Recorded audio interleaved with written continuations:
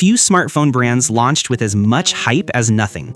Transparent designs, bold marketing, promises of revolutionizing the industry. But 7 phones later, many argue they've barely moved forward, maybe even backwards. That's why today we're looking at the glaring problems with nothing phones. When you look closely, one of the most intrinsic issues with Nothing is that they feel like a company built on form over function. Carl Pei, the CEO, reviewing competitors' phones and reacting to reviews of his own devices looks pretty different at first. But let's be honest, it's all marketing, and all for products that suffer from the same problem, form over function. Their phones look unique, no one else has this design language. But beyond that, they haven't introduced anything truly valuable for consumers in either hardware or software. Think about it. Apple's first iPhone redefined the industry. Samsung's Galaxy line set hardware standards early on. Both these giants proved their mettle with their very first phones. Nothing, which clearly wants to place itself among them, is now on its 7th phone and still doesn't have that one defining feature. Except one thing. The glyph lights, Nothing's signature feature.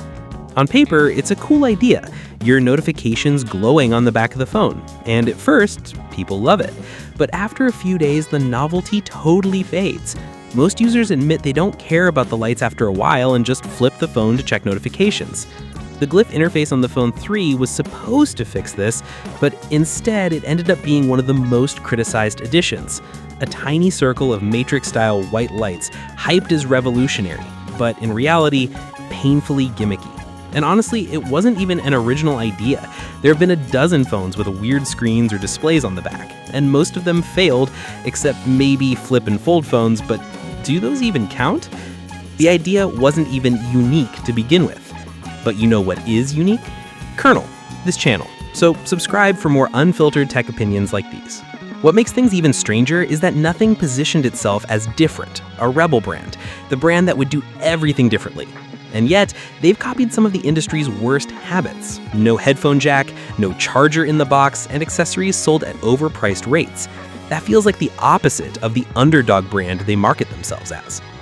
And carrying on that whole do the opposite of what you market yourself as syndrome, they launched the Phone 3, the device that was supposed to be their big leap into flagships.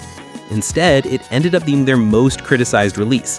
Overpriced for what it offered, shunned at launch, and eventually discounted heavily because it simply didn't sell as expected. Compare that to the Phone 3A, which ironically turned out to be one of their best devices. Solid performance and specs for the price range. It shows that when Nothing keeps it simple, they can deliver. And this brings us to the bigger picture. Nothing came in claiming to shake up the industry, to be different. In some ways, they've succeeded. Everyone recognizes their phones instantly. They've built a strong brand identity, and some of their products prove they can balance design with practicality.